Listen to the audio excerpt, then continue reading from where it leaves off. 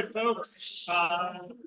Thanks everyone for coming to our holiday special end of the year party that we're having. It's really nice to see you all here and so many people online.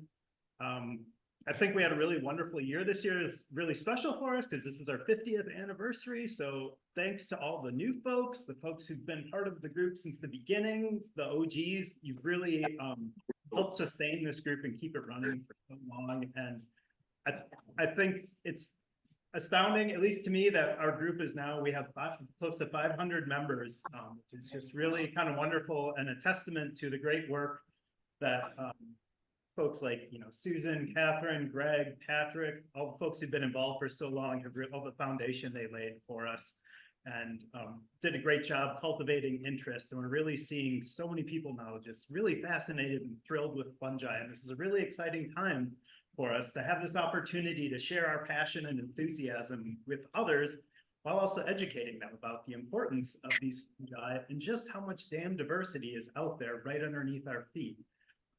And so I think that's something we all really have fun seeing during the summer when we're out there going around each week.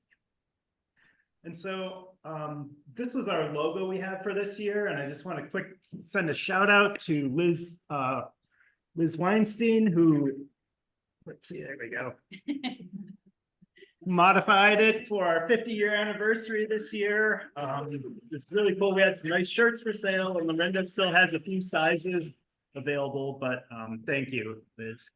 I also want to say thanks to everyone on the board who's helped serve this year. There's a lot that really goes on behind the scenes, especially managing finances and membership. You can imagine trying to deal with 500 memberships a year is quite an accomplishment and quite an achievement.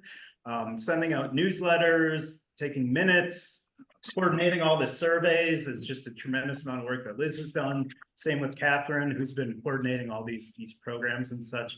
And so I really want to say thank you to everyone, including Patrick Leacock, who's our scientific advisor. They've really stepped up and done just a tremendous amount to help ensure the success of our group here. I think it really shows. I want to transition to something now that is quite troubling and sad. So our colleague and friend Drew Hulburt, who's been a member of the IMA for 10 years and was most recently serving as the IMA secretary. Sadly, he was killed a couple, 2-3 weeks ago, November 15th.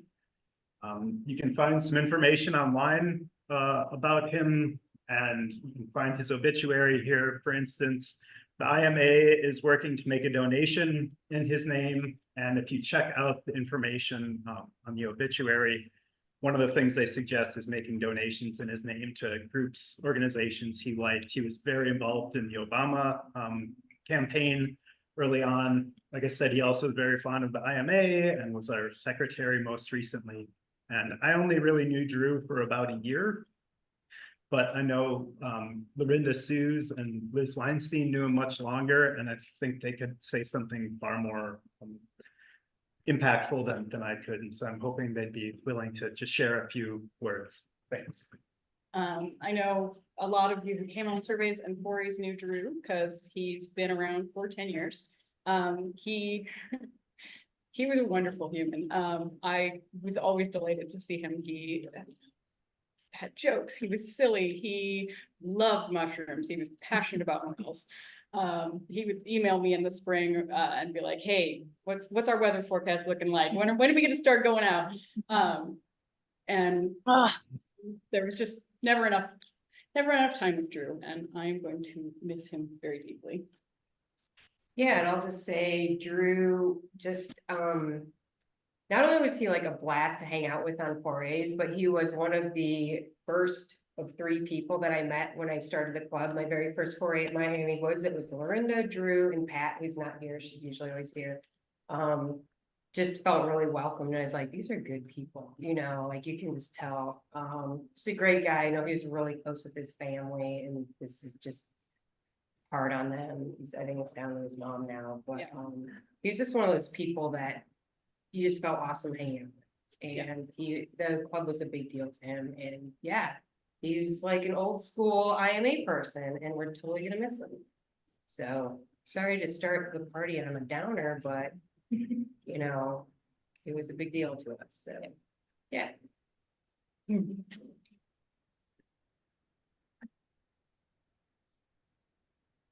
Right. Thanks to you both. We're gonna, Yes, yeah. So he was outside of the House of Blues and there was an attempted robbery. A couple guys came up to him and asked for money, and I don't know what happened, but there was an altercation and yeah, he was injured. was injured. And yeah, it was all over the news actually. So this was like a week before Thanksgiving, I think. Yeah, so it was a total surprise. Apparently these two guys work some of the music venues around that area, and but they still haven't caught them. Yeah, so big shocker to everyone. Yeah. So sorry to deliver that horrible news. and we're, as Liz said, we're sorry to bring this to everyone's attention, but also felt it was really important as he's a member of the community and, you know, secretary as part of our group. And we just felt that we wanted to do him justice and make everyone aware. This is something where we can try to post what other additional info we have on our website. If you want more, if you also just search for his name, you'll likely see some stories come up online, especially this obituary announcement. So again, we're really sorry to deliver this news, but thought it was important that we convey this information to you. Does anyone else have any stories of Drew they want to share right now? Maybe for the future, or do you have? Well, the only thing I can say is he missed the 50th anniversary party that he paid for because he was home in Iowa helping his mother. Well, I mean, Like that a true tells you he's a gentleman. family Yeah, person, he's a you know? real gentleman. Yeah, I agree. All right, well, maybe we can coordinate something in the future a little more in his honor. But yeah, so we just wanted to make everyone aware of that. And if there's nothing else with that for now, I think we'll transition to the next stage of the meeting, if that sounds That's good fine. to you. Yeah, the bottom one is mine, but. Yeah, let's do the vintage It doesn't mushroom. have to- It has to be Right the track. first, because last year, for those who may or may not recall, we had a computer crash. And then when we tried to put it back together, some things happened, because that's technology for you. And she was waiting to be called online and it didn't happen. Oh, no.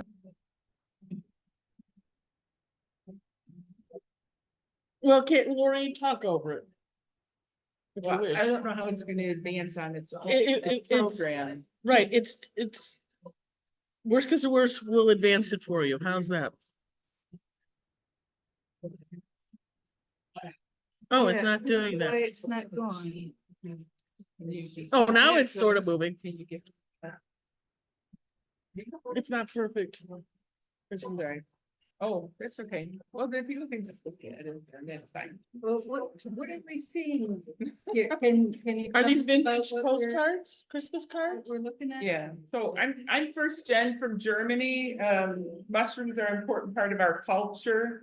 I have, I collect virtual postcards of mushrooms. And so the different languages, I thought it might be fun for you to figure out the languages, but it's all right. So these are different pictures for you to look at. That might be fun. No, it's great This is fun. great, yeah, thank you. And you were very frustrated last year. That's why you had to be first.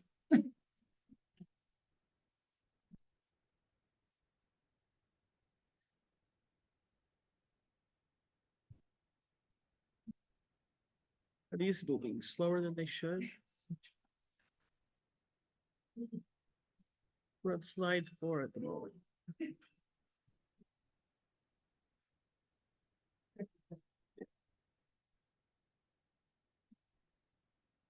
Bethany Kowalik has a wide range of these kinds of postcards, which we use occasionally on our announcements. Oh, good, now it's moving. That's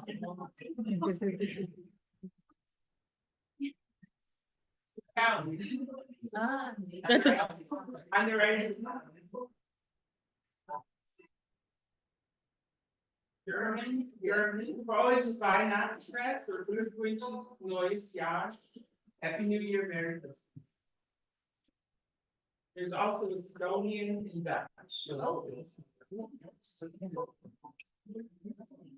Got some Dutch, you got some.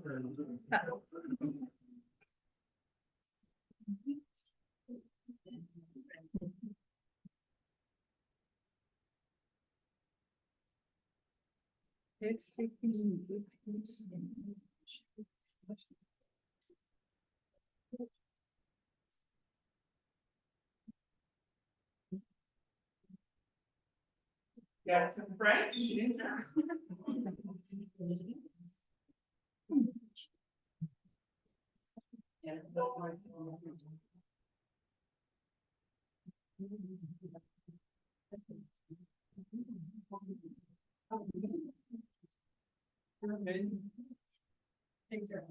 Clovers and pigs are good luck. Clover? The clovers. Okay. There's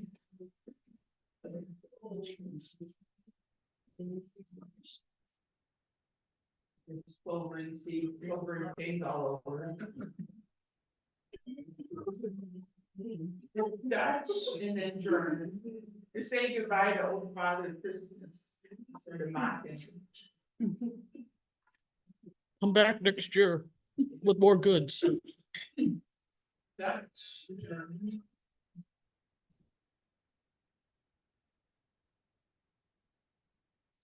Are the mushrooms like as popular as like Santa Claus is here? Yeah, they do enjoy it. Yeah, I mean, is it really like across the board, everyone celebrates with mushrooms or? It seems like it.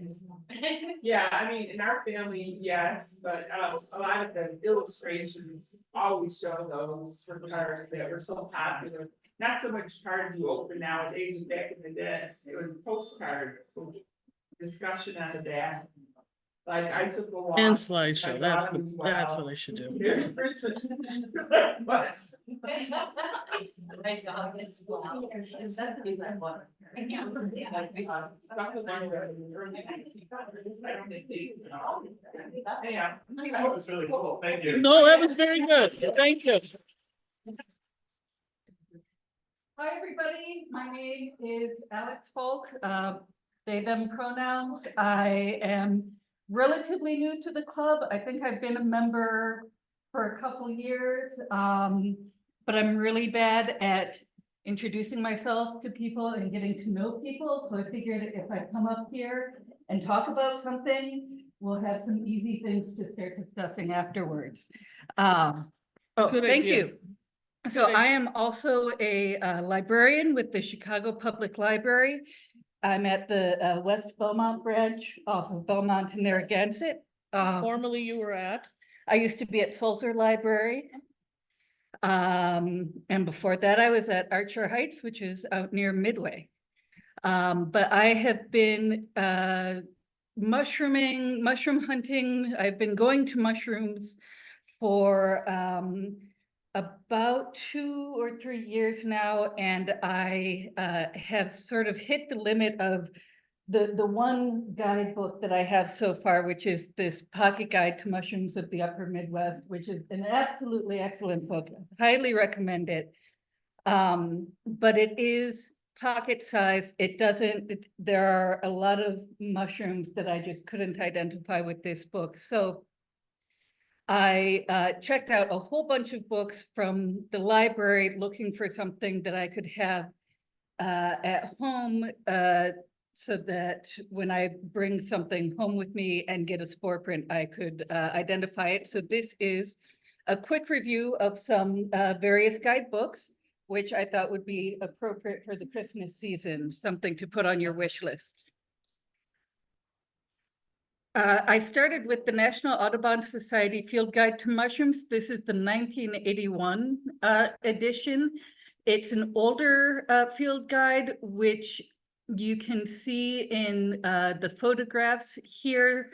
The images aren't quite as sharp, and they're you can just kind of tell that the film and the printing process alters the colors a bit. Also, the color plates are all in isolated sections of the book rather than next to the mushrooms being described. And of course, as we all know, mycology is changing as we speak, and so a lot of the scientific names were out of date by this point. He was also not allowed, he made up a lot of names, because that was what was expected of him by the publisher. Okay, Yes, okay. yes. So I don't know if you heard that on online people, apparently also a lot of the names were simply made up because the publisher insisted that they be so. So I wanted to compare that to the National Audubon Society Mushrooms of North America that just came out earlier this year. I happened upon it in a bookstore and wanted to take a closer look at it. This is an absolutely gorgeous book. It is full of lots of color photos. It's very attractive. It has good descriptions of the mushrooms. But on the right side here, you can see this is the section called How to Use This Book, where I went to find out, whoops, how do I use this book to identify a mushroom? And it has no information about that. It has a little section, allegedly, it gives you some information about whether that mushroom is common or endangered, although even it does not mark that for most of the mushrooms. So this is a very attractive book to have on your coffee table or in your home, but it is not useful as a means of identifying mushrooms. Next up, I went for 2009's Edible Wild Mushrooms of Illinois and surrounding states. This caught my eye mostly because of its specificity. I found that it does seem like a good introductory book for people who are just getting into mushroom hunting. If you have somebody who's a beginner or you consider yourself a beginner, this would be a good book to get. It has recipes from some top local chefs that are doing very interesting things with mushrooms beyond your basic mushroom soup sort of thing. But it's fairly limited in scope. It doesn't cover a whole lot of species. And again, it's not really meant to be a field guide. It starts out with a sort of, it's written in a very approachable style with a lot of humor. There's a little essay at the beginning of each section. Here it's talking about the green spored lepiota, which are a very toxic species, so that you can make sure you identify those in order not to eat them. And it does have lots of good pictures, but it wasn't quite what I was looking for. Can I make a comment on that? Oh, yes, About 2 please. years ago, I heard from the publisher asking if we'd be interested in reviewing a revision of that book. Oh, And I said, yes, we would, but we haven't heard anything since. oh, well, There may be a new edition coming out sometime, but I have no idea when. okay, Especially since Joe isn't in the best of health. One of okay. the two authors. And the other one's really retired. Mhm. So next, I wanted to check out books by Michael Kuo, who most of us probably know from mushroomexpert.com. His book 100 Edible Mushrooms, again, has a very narrow scope. He really just looks at 100 mushrooms. This is really for people who are just sort of getting into mushrooms. He uses the appeal of edibility as a way to draw you in and talk about what parts of a mushroom to look at in order to identify it. Although it's clear that the author is not that invested in the edibility. He's more there for just identifying mushrooms. It did have edibility ratings, which I thought was really useful because lots of books will just tell you that a mushroom is edible or not. This had a little bit more info, whether it's, you know, a really choice, delicious mushroom or something you would only eat in like a survival situation. Oh, I thought I had an interior shot of that book, but it seems to have disappeared. So we'll move on to I put my top two books last. One is another Mycological. He wrote this one with Andrew Methvin. This is Mushrooms of the Midwest. This one has a text-based identification key that starts with spore color. So it's not really a field guide. This is a keep it at home and identify it once you've taken your spore print. But it does have a broad scope. It covers 555 species. It is also very detail-oriented in identification. It talks about chemical reactions and microscopic features where those can be relevant to your identification. Somebody playing with the lights? Yeah, you're not like it. No, I don't. Oh, we need it up a little bit so that the people online can still see our faces here. And. However, it does not include common names out of a concern for specificity. That's a commitment to science that I admire, but also find frustrating because I really struggle to remember Latin names. And it also does not typically address the edibility of mushroom species. So this may not be the book if you're really focused on just the edible species. But we've got some shots here. You can see the identification key. It has, I think, about 50 pages just of the text identification key. And then some information about how to test for chemical reactions in your mushrooms. And finally, the Peterson Field Guide to Mushrooms of North America, probably another book familiar to a lot of people here. This just came out a couple years ago in 2021, so it's fairly up to date in terms of the scientific names. It has the broadest scope of any of the books I looked at. This has covers 685 species. It has a fairly unique identification key for agarics. You can see it on the left here. You start out by finding the wheel that has matches the gill color of the mushroom you found, and then you work your way out depending on whether the gills are attached or decurrent, and what color the cap is, and then the stem, and then the size of the mushroom. And based on that, it gives you a page to start looking at. And then you just sort of look at the illustrations of the mushrooms on that page and the following pages to see if you can find one that matches what you've got. Now, this is also a unique book in that they are still going with illustrations rather than photographs, which I think both have their advantages and their drawbacks. You can see with the illustrations here, they try to give cutaway views and images of the mushroom at different stages of its development. And of course, with an illustration, you can give you can illustrate exactly how that mushroom should look without any interference from the natural world.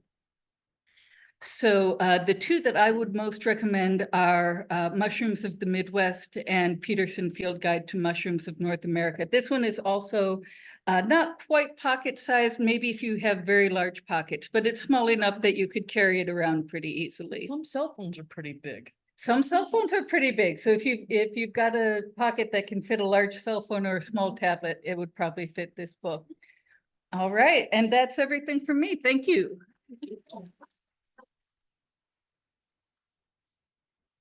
Okay. And that was really cool that you did that you're looking at it as a librarian who looks at lots of books.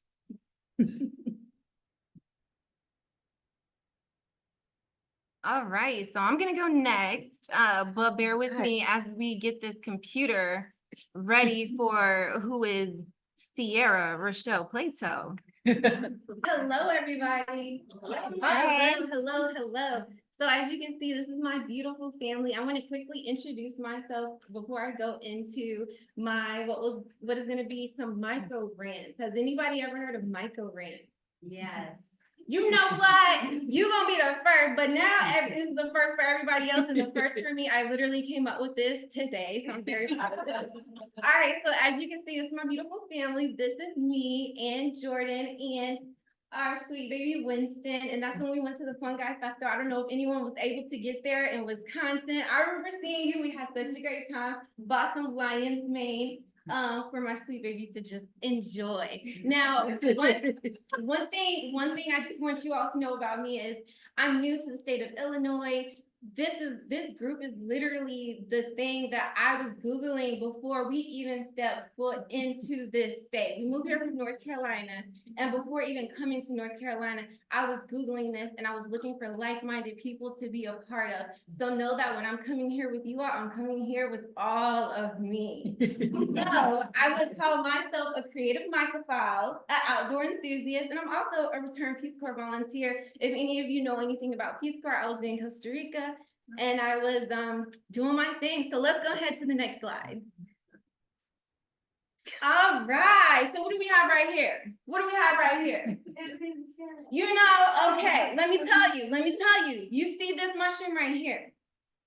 So when I see this mushroom, what I think about is, all right, every single time we see anything fungi, mushroom related, what you gonna see? What you see? Anytime you get any sort of cool mushroom gear, anytime you see like a cute little Christmas decoration, that presentation we just saw, no shade. What you see? What you see?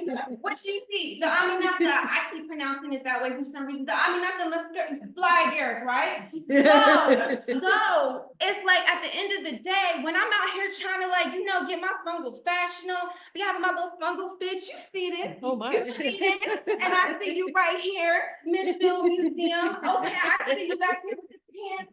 Oh, I see you too. That is what I call fungal diversity, fungal representation. And what happened to that, y'all? Because I tell you one thing, you know the red mushrooms, they're cool. Because let me tell you one thing about a fly, Garrett, is this fly. Fly. And the one thing about it is it's flamboyant, it's expressive like me. But I need better representation, okay? So that's just my one brand. That's number one. We need better representation within our fungal gear, okay? I'm saying like, we great examples up in this room. Great examples, no shade to all the red, you know, fly Derek. I'm sorry, y'all. No shade. But anywho, that's my first rant for everybody. Okay, let's go to the next one. Okay. So here's my next one. And as you can see, these are some very esteemed pictures of mine over the last few months. Again, with my boo Winston. Now, when I'm out here in the woods and I'm just enjoying myself and I'm doing my thing, and then I go back and I post something, you know, because I'm getting back comfortable being on social media. I post something, or maybe I go tell some friends or family, or I'm talking to family members about, oh, what you doing out there in the woods? You better be careful. What you doing? Like, does anybody else hear that? Oh, yeah. Does anybody else hear that? I am tired of people telling me to be careful. Why don't you be careful crossing the street? Why you worried about what I have on with my mushroom hunting? Because there's levels to this, and y'all know that there's levels to this. We're not out here just picking every mushroom that you can find and putting it in your mouth. You know what I tell people? This is what I tell people. I'm like, okay, so you know what bird watchers do, right? Everybody knows about bird watchers. People fly all the way to Costa Rica to go bird watching. They eat chicken, but that don't mean when they go out and they bird watching, they be over here trying to eat all of the birds. Is that what they're doing? Is that what they're doing, y'all? No. That's what I'm saying. Like, I be getting offended. And so, like, that's my Myco rant for you guys, 2 of them. And because when people think about mushrooming, they think about mycology, they think about all these things that, oh, such a vast world that I just can't, I barely started to really grasp and just embrace it all. They think about maybe, what's that guy that we watch on TV who does all that great outdoors, Bear Grylls? Oh, yeah. They think about getting bit up by ticks and all that kind of stuff. Let me tell y'all what I do when I'm mushrooming. I'm out here looking cute with nature.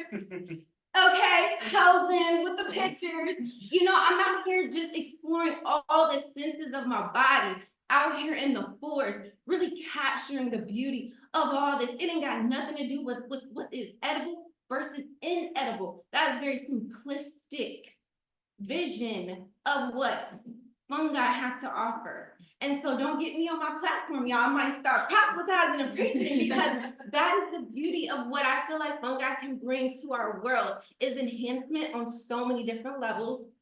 And it's beyond the fly agaric red one, and it's beyond just going out here picking mushrooms and eating them or whatever else people think we're out here doing. It's bigger than this. And I'm just excited to do all this with you all. So that's my micro rant. All right, so who wants to follow me? That is scary. You know that. This is a fun crust that, yeah, just kind of building on what Sierra said. I totally agree. There's more beyond Amanita muscaria out there and whether things are edible or not. And I'm also very much an advocate of that philosophy. And I think here we're kind of highlighting a few other things that are in the area somewhat. So this is something called Sarcodontia uda, which is this cool like yellow-toothed crust that I found in the Chicago area one day, growing on some twigs or branches there. It's got those really kind of bright yellow teeth like that. Same place, found this really weird xylaria that after talking with Patrick, seemed like maybe Xylaria cornudame might be the best option. Looks like there's a few other ones on iNaturalist that kind of look like that, but it was just very strange compared to some of the other xylarias I'd seen, I guess. And just kind of surprised about it. It looked kind of like antlers essentially, and really big too. So I know Liz and Lorinda and I and Wyatt all had fun kind of looking at it and being like, what the heck is this thing? Yeah, Liz is just saying they're really kind of rubbery also, which was kind of strange. This is one on, I think, our last survey. This was, I think, a Molizia, but I defer to other folks here. It made these cute little apothecia, but then they got kind of incised. Some of them did as they matured, which I just thought was really kind of pretty.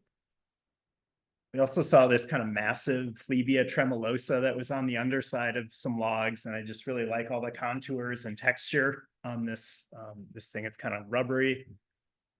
We also saw this really, these aren't the greatest pictures, but it was pretty cool though. It was this Hypocrea. It's another ascomycete in the Hypocriales, and it kind of had this sort of yellowish greenish tinge to it, and all those little spots on there are little pores essentially where the spores will be popping out of. So this is a ascomycete where that stroma there, basically that configuration, that ball you're seeing has a bunch of little flasks inside of it where the spores will shoot out. And this is something that was growing on dead logs. And so most all these we've been seeing so far were decomposers. And then here's a few lichens I saw when I was able to take a trip to Alabama in the spring, which was really nice. It was warm down there. This is a Cladonia evansii. So this is related to the thing we call reindeer lichens that further north, the reindeer will actually eat in the winter. This makes just these really cute little poofs all over the ground there. So it's covering the ground. These lichens are partnerships between fungi and algae. This mutualism that you see. This is another one of these lichens. This is something called the Christmas lichen. This is a more tropical group that extends up into the subtropics like Alabama. You can see it's got that kind of bright reddish to it. Another one was this thing called Brigantia. This was this crustose lichen that makes these yellow cups. So like those kind of grayish cups we saw in that Molizia. This is the same type of structure, except this one makes these kind of bright orange ones like that.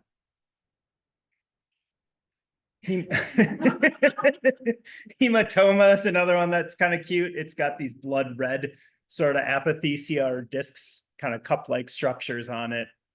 And then this was just kind of a fun mosaic of crustose lichens growing all over these trees. You can see there's really a lot of diversity on these smooth bark trees. If you start getting up close, there's this red thing down there called Pyrenula cruenta. Got another, yeah, just a lot of different things, and they're really kind of fun to look at up close, all different shapes, colors, and sizes growing on. I have a question. Yeah. That girdles that branch of that tree, right? Does it kill it then? So in theory, the historic idea is that they're just using that bark as kind of a surface to grow on, Yeah. that they're just growing on the outside of it. But there's been some recent genomic data suggesting that, well, it looks like some of these actually still have retained genes that might allow them to break down cellulose and lignin. So maybe they could be doing a little bit more out there. And this one that is right. Is that on a live tree or? Yeah, it's on a live tree, just a real smooth barked one. And this one right here, actually, some relatives of it, when people have looked at it, they've seen that the hyphae actually extend pretty deep into the bark. And there, there's a paper from like the 1930s saying maybe there's a little bit more going on here. Maybe they're eating some of this bark potentially. So it's kind of a fun time where, these really basic questions, how the heck these things are eating, who they're eating, we're still trying to figure out. And now with this genomic data, we're starting to see, well, they've got genes for this. Maybe there's a little bit more going on than meets the eye. So it's, just kind of a fun time. All these new tools are providing us with new questions to ask. So yeah. Oh, that's your 10th picture. That's it. I'm done.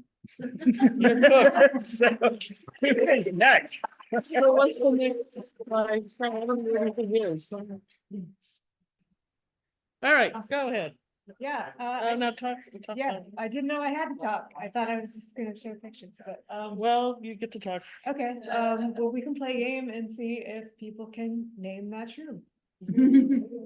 And I take a whole bunch of pictures, so I just kept it to ones that I took on 4A, so these are just all ones. I mean, on that- surveys. Sorry, excuse me. No, Surveys. I have to remind myself. Yes, survey. Yes, like, okay, is that it? I think everybody's happy with that. Okay, Now we have the yellow one, which I accidentally turned to, sorry. it's good. Jelly baby. What? What, Patrick? We didn't hear you. It was very quick. That wasn't me. No, I didn't say anything. Oh, okay, he didn't say anything. All right, everybody else, what do you think that is? I bet there's some answers in the chat too. Yeah, but then I have to It's not open the chat. Matt, what'd you say? In the screen I see and what's up there is two different things. Cantharos, So at the moment we're, Chicagoensis, yes, Chicago chanterelle. ooh, That was the first one we found. That was at Caldwell. Just like a baby, like that. It just, I don't know, it just happened to be. it was disguising itself. Disguising itself.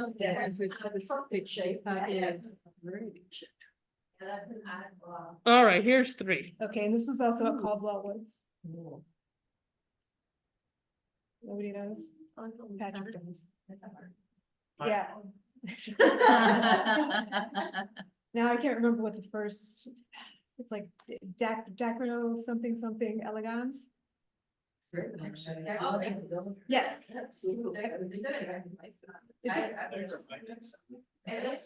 The last one is elegans, Dacryno. I can look it up. I saw one just the other day. Sounds like something Vogue should use. Yes, okay. It's bowley. Just the classic red bowley that we see here all the time that. With the yellow spore. Yes. Okey doke. Not Russell, no. Somebody said milk cap? Yeah, it's milk cap. Like, yes, thank you. Oh. And Amanita. It's, I think this is yellow patches, right? Yeah. Yeah, that was at down south, the day that it was like the table full of amanitas. Yes, Carlson Springs. Yes. Yeah. This was also Carlson Springs, and this was like not in the woods, this was under a tree near where the table was. Blusher. Good job. Amanita amarubescens, and this was, I forget what it was. This was the day it was raining. If you remember when that is. Like your Tiddly. Heck yeah, Matt. Cinnabar polypore. I saw, oh, is it Trinities now?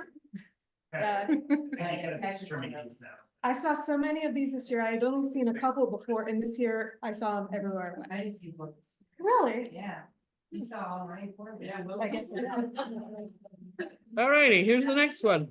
This next one. Anybody know the common name? of this one?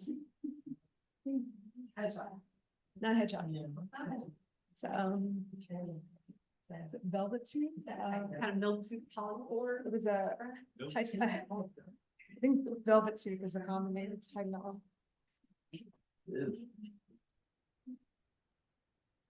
Hi, Barbie. Yes, very good.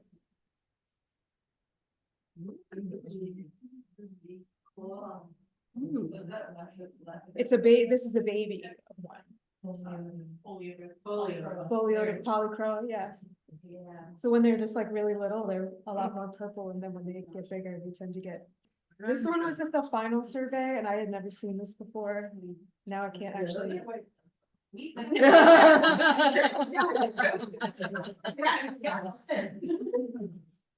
Now it's like I gotta fire up my I forget what those were. Oh, genus Chlorancoelia? Yeah. They were like kind of greenish gray, and this was the final one too. And I think that was probably the same patch that Matt just showed in the picture of the Phlebia. Only you zoomed in on the wrinkly part, and I zoomed in on the fanny part. That might be it. Oh, slime time. Slime time, like that. Slime time. Prime time, slime time. I don't know if I even got an ID on this one. It's yeah. And I think that's it. That's all I got. Okay, and the next one. Photos. All right, do you want the mushroom joke while we're waiting? We're figuring this out, okay. So this is a Russian joke. So, or maybe it's an anecdote, I think they say anecdote. Okay, so there were these people that got together in a forest cabin, and they had collected mushrooms all day, and now they were starting the eat consumption and drinking party. And they're having a grand old time. And they even gave some of the mushrooms to the cat. The joke was the cat would be the test. Well, the cat starts to make some funny noises. It goes into convulsions. And suddenly the drinking party isn't so damn amusing anymore. They leave the cabin and try to take care of themselves, like get their stomachs pumped and good things like this. And they come back, and the cat had had kittens. And so, now they're all relieved, but all the joy that they had acquired, with their drinking party and mushrooms kind of had faded away. Anyway, that was my sort of a joke. So. Anybody else got a good joke like that? Not my announcement I could make. Oh, okay, stand up, make your announcement. This is Susan, former president. And I'm presently Former the lots of NAMA things. trustee. Okay, yes, Well, okay. most of you know about NAMA, the North American Mycological Association. It's an umbrella organization of all of the other clubs in the country, most of the other clubs. Anyway, among other things, they sponsor at least 2, and this year maybe 3 forays. And the first one will be their annual foray, which was in North Carolina last year. And this coming year, it's going to be in the middle of Oregon, and it's going to be around Halloween. I think they can call it Halloween NAMA, all in one word. You have to be a member, by the way, to join these. The second one they're sponsoring is going to be in Arizona the week after Telluride, which I think is later on. Make sure it's, And that's going to have a culinary. So if you're interested in eating or cooking mushrooms, this is the one you'd want to join. But it's going to have limited membership because the venue is relatively small. And the third, last year, there was I think it was week long, maybe only 5 days in Mexico, which was apparently very successful.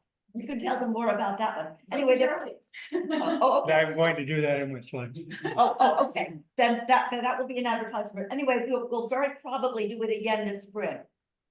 But again, you have to be a member of NAMA, and you do get a discount in your membership if you say that you're a member of the IMA. do they have to go through IMA to get their membership, or they just simply have to state they're part of You IMA? just have to state it. Okay. All right, ladies and gentlemen, we're ready for the next slideshow. My memories this year in terms of fungi come in terms of remembering places.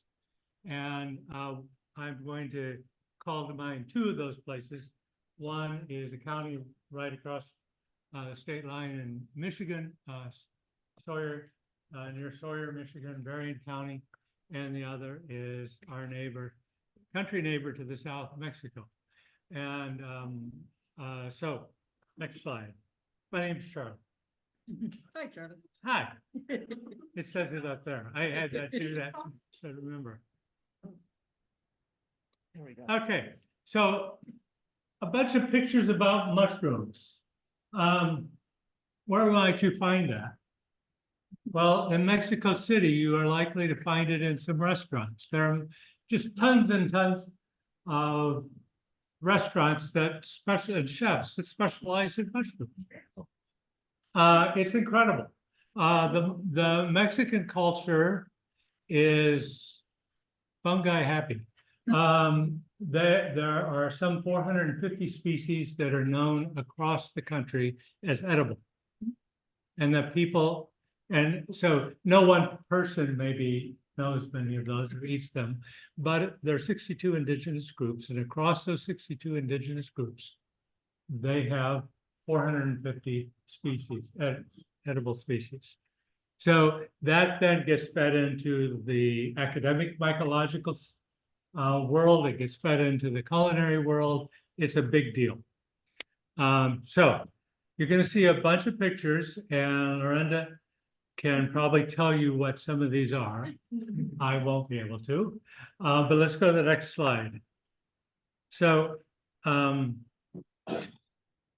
So is that from a restaurant? that's from a restaurant. And as we're waiting for, you're going to see pictures of food from restaurants that doesn't look like mushrooms, but it's all mushrooms. So mushroom ice cream, mushroom beer, mushroom desserts of every kind. Sorry. Whoa, mushrooms. Now, this is not edible, and this is not from a restaurant, even though it's in a styrofoam bowl. This is a cordyceps found on the grounds where we stayed. Two cordyceps, two beetles underneath. And the grounds where we stayed were so prolific that a couple of the people who couldn't go with us on the trips because they had COVID and had to stay behind, collected these mushrooms on the grounds of where our lodging was. And so most of the photos you're going to see here came from our group. Not mine, but anyways, that they did that on one day or one afternoon, collected these. I think there were 250 species that were part of the collection. Came back to the Field Museum. Next slide. So this is a menu that special menu. I did not get to go to that restaurant that time. What are some of the rules that you tell people who are new to eating mushrooms? I know we're not supposed to just talk about eating, but there's a whole list of rules. I broke them all. You know, when an indigenous community serves me a stew of mushrooms and I have no idea what those mushrooms are, and they're all mixed together, I ate them. Make sure you don't jump them. Huh? Make sure you don't jump them. Well, they also served an indigenous liquor. But anyways, so I broke many of the rules. And I don't know if I got sick from that or from other people that were sick on the trip, but I didn't make it to this restaurant. Yeah. Great. What? It was great. So this menu is entirely mushrooms, even though you can't read it. These dishes are all mushrooms. Okay. Very sorts. Next slide. More foods from other restaurants, and here you see. There was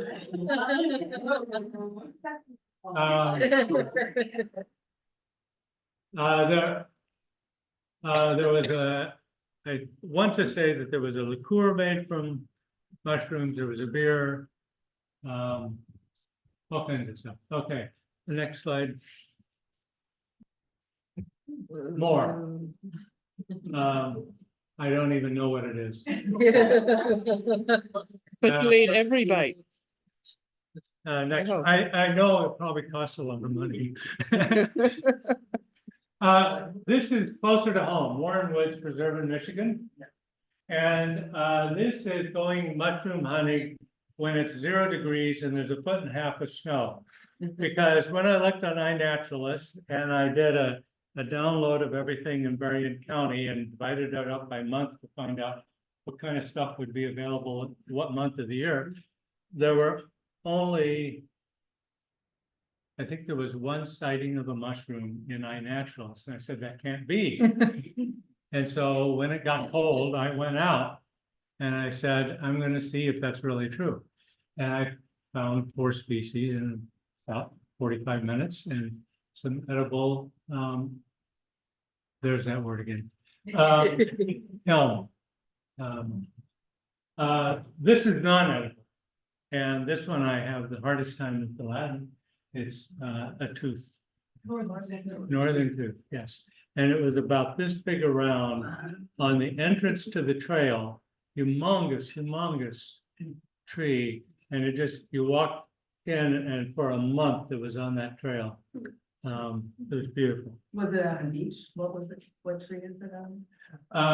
I don't believe it was, no, it was an oak. Yeah. That's it. Oh, very nice. Thank you.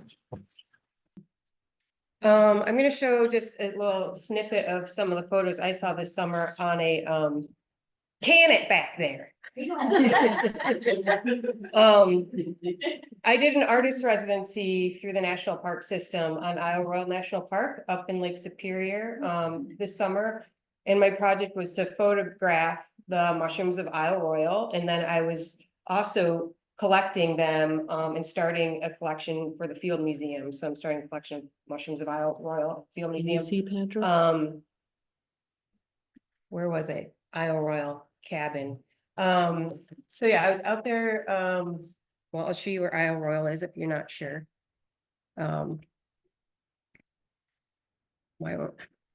Okay, so I was on this island up here in Lake Michigan, and our cabin was way out on the peninsula. So we were out there for 3 weeks. I got to go with my partner, otherwise I would have helter-skeltered because there was no electricity, running water, internet. We were in a cabin that was built in 1905. We had a fireplace in there, and that was like our means of energy pretty much. 3 weeks. Oh, thank you for getting me somewhere. Okay, so this is the island we were in. That's a Dassler cabin built in 1905. That's reserved for artists and residents. They have 3 or 4 there every summer. And then it's the inside of the cabin. You can see we brought our paper mushroom lamp with our solar light. Got to keep it on point. And then there is next to the cabin a little studio. So on all 3 sides, on the other side, we're just looking out into Lake Superior and it's windows, and that was my studio space. You can see I'm drying mushrooms for the Field Museum with this little. Yeah, it was pretty humid there. Not all of those made it. So anyhow, just kind of giving you a sense of where we were. And what month was this? This was August, so it was the August 15th through September 3rd. And we're so far up north, this is actually boreal forest. So when we got there, fall was starting. We were seeing like birds migrating, leaves were turning. And it was like perfect mushroom weather, because at night it would rain, and then in the daytime, top 70 degrees, and they're just popping up. So it's very lucky. Our means of transportation was canoeing and walking around. So you can only get so far on the island, especially if you're collecting a bunch of mushrooms and hauling around camera equipment. So yeah, I took several thousand photos, and this is probably, I think, like 20 maybe. I'm still working my way through, but these are some of the highlights that have popped up so far. So Hydenellum ceruleum, I'm not awesome on Latin, so correct me or laugh or whatever feels best. But yeah, this was on my bucket list of things to find. I was very happy to find a whole ring of them growing. These little nubbins of toothed mushrooms. If we had the lights off, you could see the blue a little better, but they really do, they're like this sky blue. And yes, people ask if you can eat them, and no, not unless you are having a colonoscopy the next day. For reference? Yeah. Give us an idea of the size. Yeah, those were probably a couple inches across. They will get bigger. They'll probably get to be maybe 3 inches to 4 inches sometimes, but what's weird about them is they have these really weird bulbous bases that are like bright orange, and then the tops blue. Again, color doesn't transfer very well on this slide. These are just some, I don't know what Mycena species this is, but I was peeing when I saw these. And I was like, oh my God, for reference, these are just little fir tree needles. So you see how small those are. But they're just so beautiful, and the light was just sort of like making them look ghostly. I had thought about that. Yeah, I thought about that a few years ago. Yeah, thanks. I'm sorry, what were you saying? Could be a good fundraiser for the club. That's actually true, yeah. This was a cool one. I had no idea what the heck this was when I found it. This was off of another island.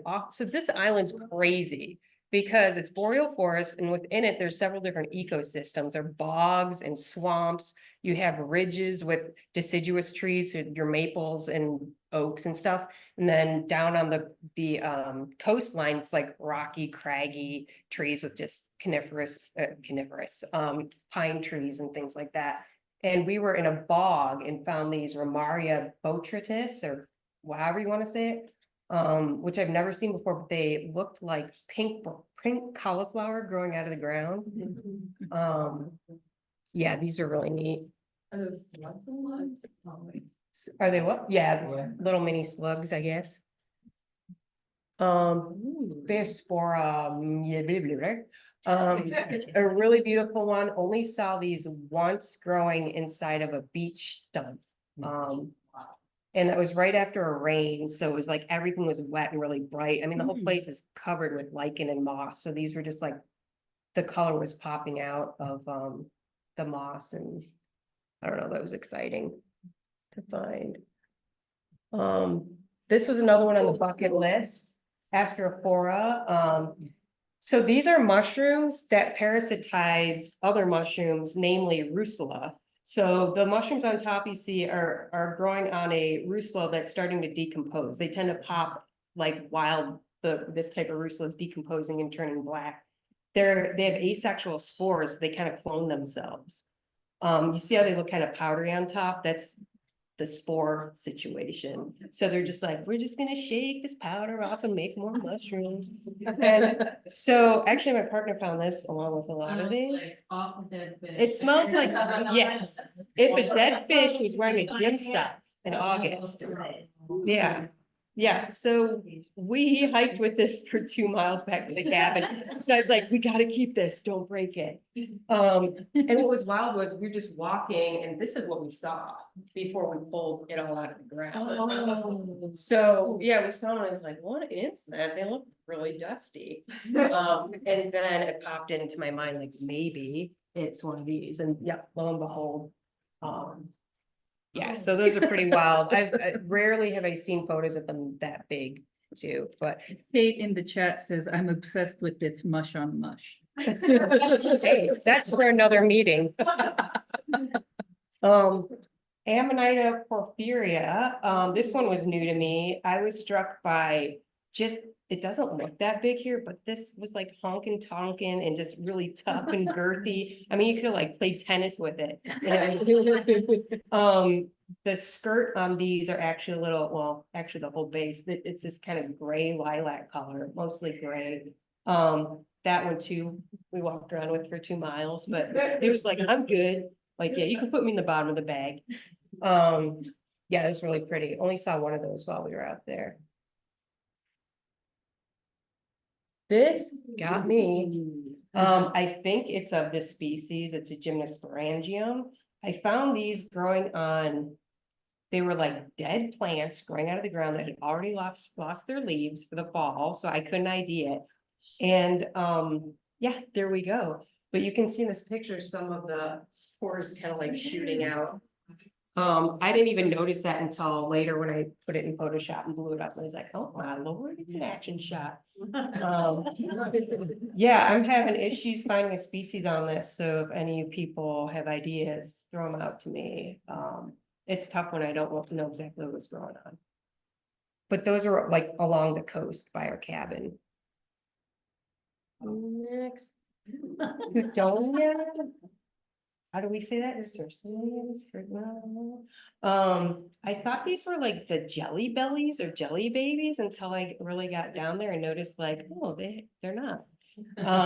These are tiny and I noticed they seem to grow in the middle of paths. Like there's something to do with how the spores are moving with people and animals, I guess. I mean, you could say that about everything, but that's where I was noticing them. This was the first mushroom I found. So after taking a 6-hour ferry over and then motorboat 20 minutes to the cabin and then hiking 1/4 mile uphill. I like look, I'm like, oh my God, what are we doing? What's that? Yeah, with gear. Yeah, we had to do that 4 times with gear. And I looked down and I'm like, oh my God, it's a mushroom. Like suddenly all my energy came back. You know, that was the first mushroom I saw. I'm like, this is gonna be good. Like I had no idea what it was. And it's like, yes. Were you able to bring these samples back or? Yes, those I brought back with me too. I might add that I also brought like a ridiculously heavy library of books with me, like 50 pounds of fake books. So I'm like, I'm gonna be out here for 3 weeks and this is why I'm out here. I've got to ID this. Actually read. Oh yeah, at night it was like I would bring that many books and then not read them. the like fun novel books. I was like, put them in the fire, but it was like, yeah, all my ID books I was like pouring over all the time. This one, Gastrum pectinatum. I didn't realize that this one is kind of rare, but I guess it is. Obviously, I was struck by the point. You can see the striations there. And I don't know if y'all are familiar with these, how Earth stars work, but when they're in the ground and coming out of the ground, they're kind of, this thing's kind of a wrapper. If you imagine like pushing this over. And as they mature, that wrapper, if you will, like opens up, comes out behind it and pushes it off the earth. So it gives, when the spores start dispersing, it's higher up in the air by like 2 inches. But yeah, that gives it some better chance of dispersal with the airflow. Wow. Yeah. But kind of a perfect specimen. I was really excited. That one's back in the field. These, they don't look like much, but they smell like something. So these also are on my were on my bucket list. After they smell like bubble gum.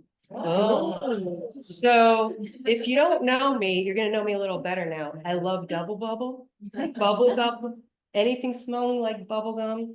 I'm the only person over 8 that eats bubble. I don't know. But like, yeah, I saw these and I'm like, what could it be? And yeah, they smell really strongly of bubble gum or like tutti frutti, like gross gum. Maybe that's where you get the tutti frutti flavor. Yeah, maybe somebody chewed one of these up and was like, we've got to make this into something. Yeah. So, I wish I got better pictures, but I was so exhausted. I mean, we'd be hiking and canoeing all day long and just, oh man, end of the day situation. those I brought back though. Helvella elastica, super cute. So we have, you know, pretty familiar with Helvella in here, maybe, maybe not.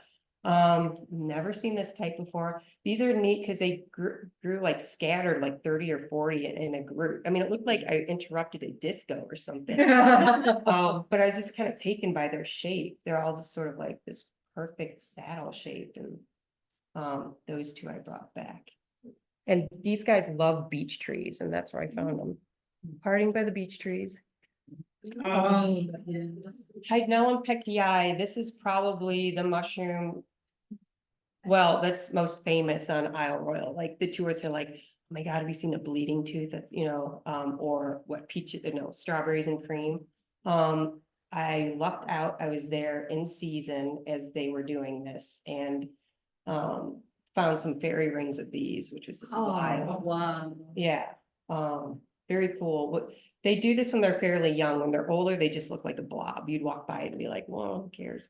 So these are fairly young, and they tend to do this guttation thing based on like not only their age, but the temperature and all that stuff. So that was fun. Do I have any more mushrooms? I have a couple lichen in here too. I think I have another mushroom. You have 6 more slides. Okay, so this one, not sure about the ID on this, big mystery. So there is a wildfire out in Isle Royale where I was in 2021. So I was out, took a canoe over to that area looking at the mushrooms growing out of the charred land, and these were popping up everywhere. I think this is what they are, but I'm not sure. If anybody's good with fire fungi, give me their email address. Yeah, but these were just amazing, and there are just thousands of them everywhere. Now I think we have some lichen. Ooh, hold the phone. Okay, so this is on my bucket list, like the next to the Christmas one that Matt showed. This is another lichen I really wanted to see.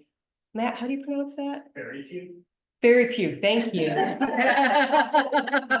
Fairy puke or like candy lichen, but I like fairy puke better. These grow, or I was finding them by bogs a lot. And they're just straight up pink in person. They're just so pretty. And then all sorts of Cladonia. I just have tons of photos of stuff, so I just sort of mishmash. And my lichen ID is not that great, so Mr. Lichen, if you want to jump in. I messed up. So, boreal forest, Isle Royale is also really famous for its usnea, or it's old man's beard, or whatever they call it. It looks like ghost spaghetti. I mean, it's like everywhere, and like this is all usnea through there. It's not like just a cloudy day. It's just lichen everywhere. And it's interesting because parts of the island, it's populated by moose. You can see where they've grazed because there's no lichen up to a certain point where they can reach up onto the tree. Couple others. This one was totally new, and I brought that back for you, Matt. I think it's called seafoam lichen, the common name, and then the ramalina. I've seen this up in Wisconsin, but not like this. Again, to me, it just looks like a ghost or something. Looks like something out of like Dickensian nightmare, which I like. And yeah, and then that's it. This is a good old Xanthoparmelia. The rocks here, like the boulders here, are just covered with lichen. If you're a lichen freak, go there. I mean, they're just everywhere. It's insane. I have been asked to come back to the island next summer, so I'm gonna go back, and they're gonna send me to the opposite side because the ecology over there is different. I'm gonna do same time of year this year, but it sounds like it's gonna be an ongoing thing every summer. So I want to try different parts of the island at different times a year. How big is this island? It's 42 miles across long wise, and then 9. Oh, okay. And then there are 450 smaller islands off of that. So we got to explore some of those too. But yeah, ultimately I'm gonna do a field guide for the island and then see what else comes of it. Yeah, so there's a little snippet. So Thanks for Barb, sitting. did you find anything that like might be it's like endemic to the island? Well, I'm hoping to do some DNA sequencing on that. So, okay. So no, I don't think so, but maybe, because some other species of creatures there have their own DNA. They've evolved to like the red squirrels that came over there from, I mean, whatever it was, Minnesota or Canada. They have evolved to have their own DNA, so it's a totally new species. So I'm really curious about like the mushroom, the fungi and lichen to see if they have their own, genetic makeup now or whatever. I did find things on the island that haven't been at least documented that I can find anymore. The last time a proper survey has been done was 1903. And then someone did one, but didn't collect a lot, like, I don't know, the 90s, but I don't know. So I really want to get out there and get a lot of mushrooms. So, well, Yeah. Very Thanks. lucky to do that. Yeah. Is anyone stealing your mushrooms over there? Yes. Really? There was one red squirrel Oh, that that lived by type. the cabin. Yeah, he loved Ursula. It was wild, like, cause you have to dry your specimens to bring them back. And so I'm like trying to dry them in the sun and I have them outside, like jerry rigging everything. And every once in a while I'd hear this like, hey, this like squirrel like barking at me, and I'd go out there and he'd be like trying to unzip like the dehydrator like bag I have, and he's like trying to like open stuff up, and it's hilarious, but he'd always go for the russulas and amanitas. They must have a certain odor that he likes. I guess, I mean, he was needed him for some recipe, that's for sure. But yeah, it was just, yeah, well, we named him Jerry, I think. But anyhow, yep, thanks for. He's gonna miss you. Happy holidays, first of all, from my husband and I. You can go to the next slide. So I just wanted to talk about the last year of mushroom hunting. For me, whoops. I know. A couple ahead, and of course, the season always, or the year always starts with Morel season. And I found my first Morel April 15th in central Illinois. And I was on my way down to look for them in southern Illinois. But I found 35 of them under one tree in central Illinois. So I said, I gotta stay here. And I didn't find a single one more the whole rest of the weekend. So then I'm like, okay, I gotta go to southern Illinois. So I went down to southern Illinois and I picked some up there, which was good. But this was back up near in northern Illinois.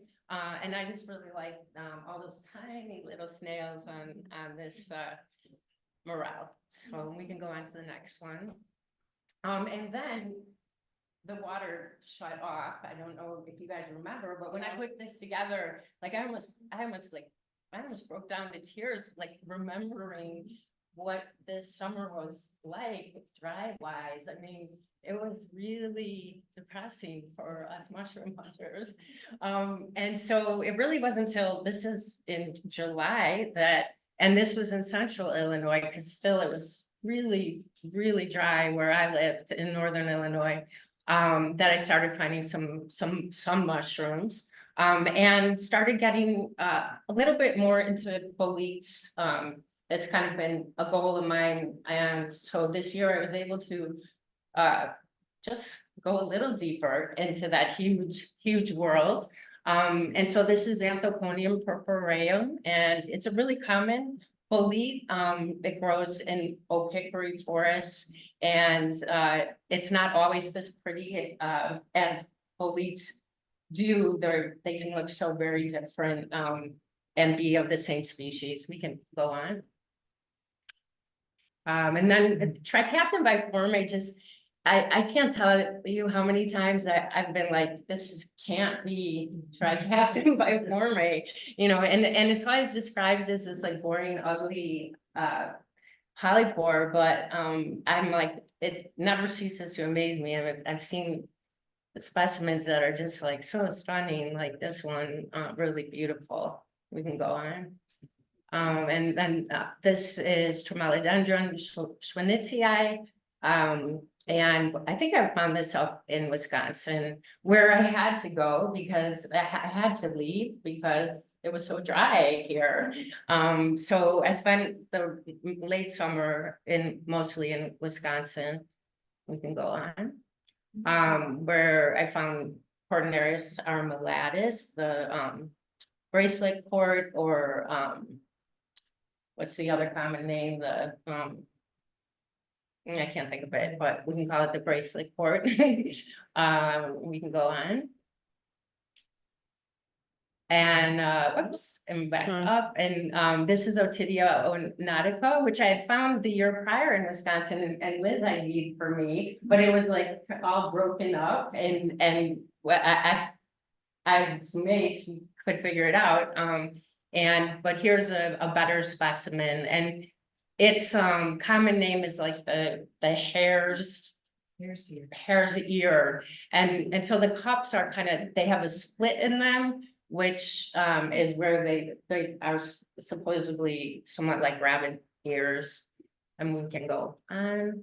And this I haven't really gotten into identifying yet, but I just really like the picture. I haven't figured it out. Does anyone have any idea? It was growing on wood, northern Wisconsin, mostly conifers. I don't know. We can go on. So yeah, as I was saying, I started like embracing the large group that we call the boletes, and Suillus in particular. In addition to the Suillus luteus, which is the classic slippery jack, I found a lot of Suillus weaveri and ate those and enjoyed those. And I mean, I found a lot of them, which was really fun. I played with peeling off the cuticle, and then also keeping it on and drying them. And so that was fun to go a little bit deeper, and we can go on.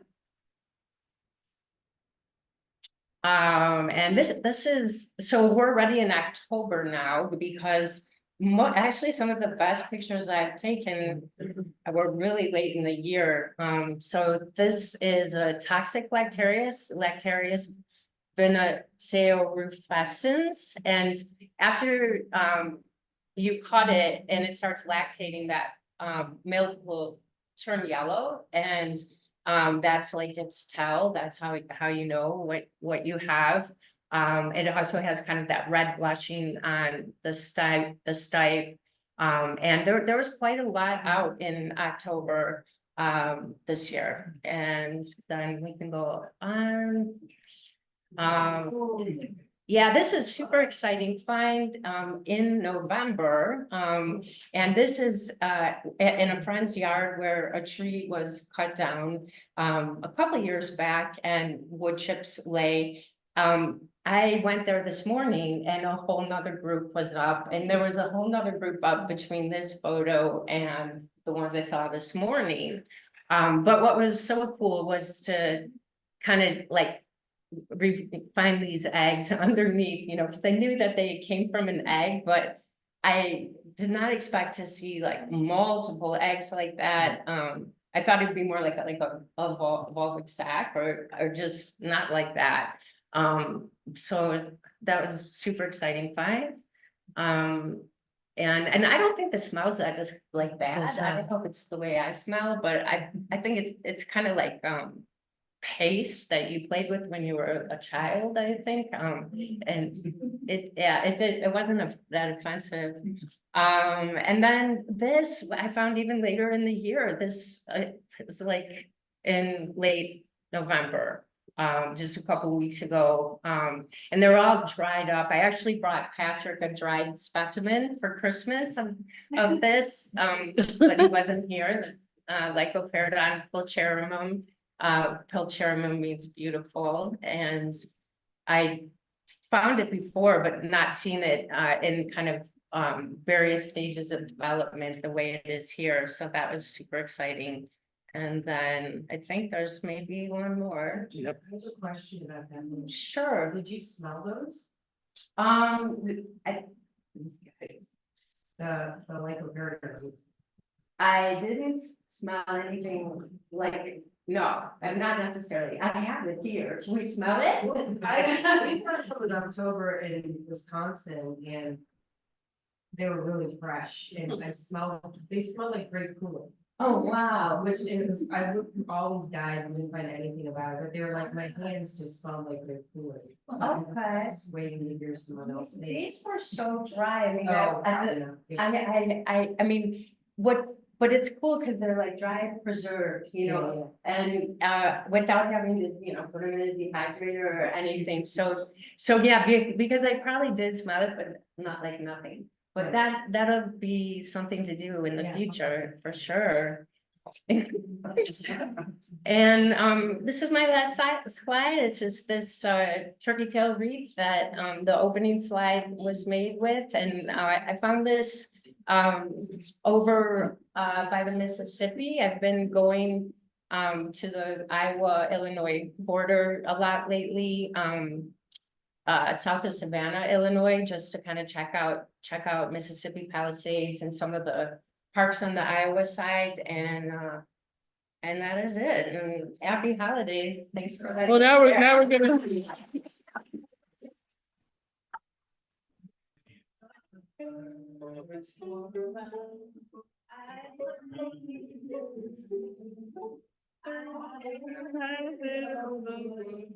Beneath an elm tree.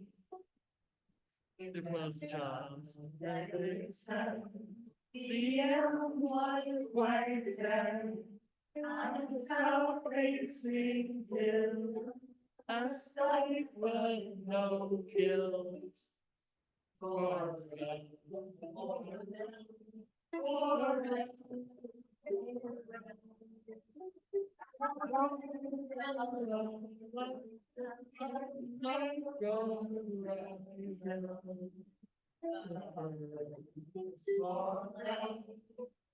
The first day of May, down on my knees with my father sleigh.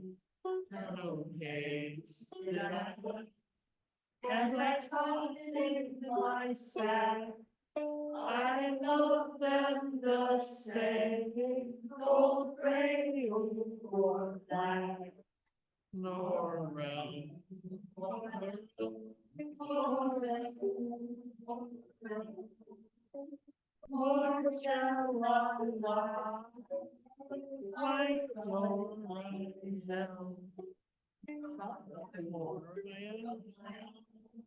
Starting to rise, 18 or more, through the flowering floor. Morel, nothing quite like the rush. You things compare to when you finally big one.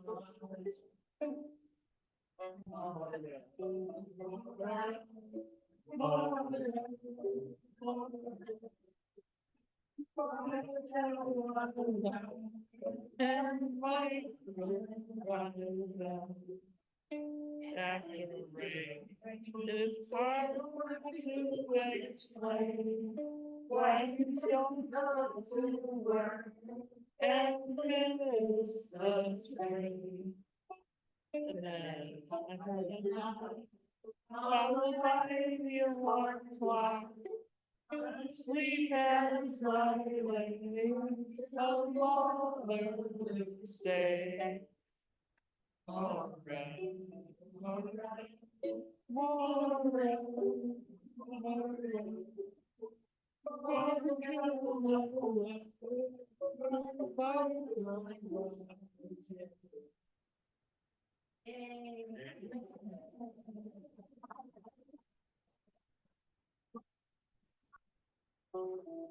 I think that concludes our party. Yeah.